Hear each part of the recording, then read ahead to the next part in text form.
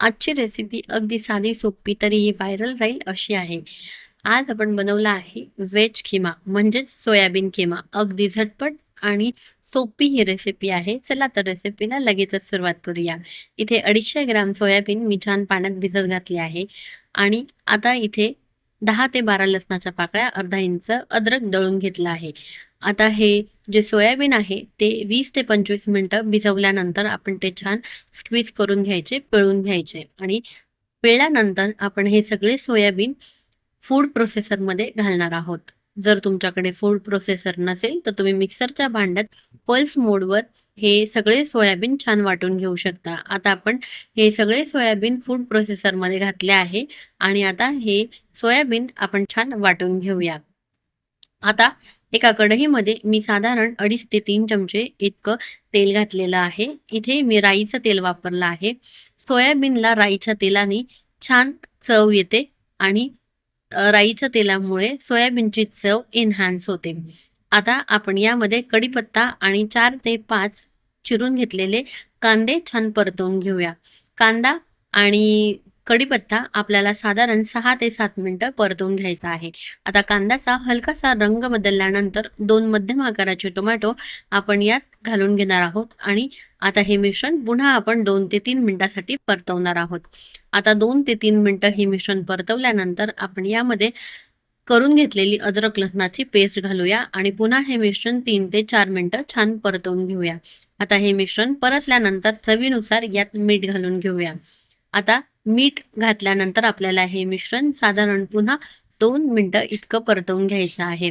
हे मिश्रण मध्यम आचेवरती आपल्याला छान परतवून घ्यायचं आहे आणि टोमॅटो घातल्यानंतर लगेचच यात जर आपण मीठ घातलं तर टोमॅटो लवकर सॉफ्ट होतात.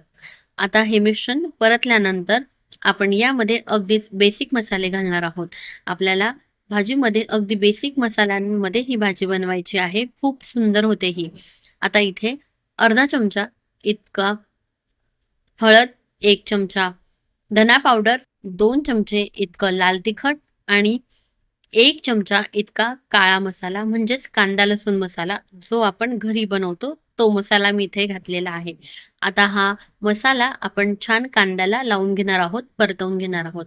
आता हे मिश्रण साधारण अर्धा ते 1 मिनिटं परतवून घ्यायचं आहे. अर्धा ते 1 मिनिटं हे मिश्रण परतवल्यानंतर आपण जे दळून घेतलेले सोयाबीन आहेत, ते सगळे सोयाबीन आपण यामध्ये घालून घेऊया आणि हे मिश्रण पुन्हा 2 ते 3 मिनिटं छान परतवून घेऊया. आपल्याला हे मिश्रण अशा पद्धतीने परतवायचं आहे, जेणेकरून जो आपला मसाल्याचा कांदा आहे, तो छान सोयाबीनला व्यवस्थित लागला पाहिजे. अशा पद्धतीने आपण हे मिश्रण छान परतवून घेऊया. आता हे मिश्रण परतवल्यानंतर आपल्याला यावर झाकण ठेवून हे जे मिश्रण आहे, ते 5 ते 7 मिनिटासाठी वाफेवर होऊ द्यायचं आहे. सोयाबीन 5 ते 7 मिनिटानंतर आपण झाकण खोलून बघूया. आता सोयाबीन छान शिजले आहेत. छान तयार झाले आहे. आता धुवून बारीक चिरून घेतलेली भरपूर सारी कोथिंबीर आपण यामध्ये घालून घेऊया आणि पुन्हा हे मिश्रण अर्धा मिनिटं इतकं परतवूया आणि तयार झाली आहे आपली एकदम युनिक, डिफरंट आणि रिच ऑफ प्रोटीन अशी सोयाबीन खिमाची रेसिपी. रेसिपी कशी वाटली आहे हे कमेंट करून नक्की कळवा आणि अशाच चविष्ट आणि सोप्या रेसिपींसाठी पंचपक्वान्न ऑफिशियलला सबस्क्राईब करायला अजिबात विसरू नका आणि जर फेसबुकवरनं बघत असाल तर चॅनलला फॉलो करायला बिलकुल विसरू नका. पुन्हा लवकरच भेटूया विद्याच्या पंचपक्वान्न या ऑफिशियल चॅनलवर. तोपर्यंत स्वतःची काळजी घ्या आणि चविष्ट राहा.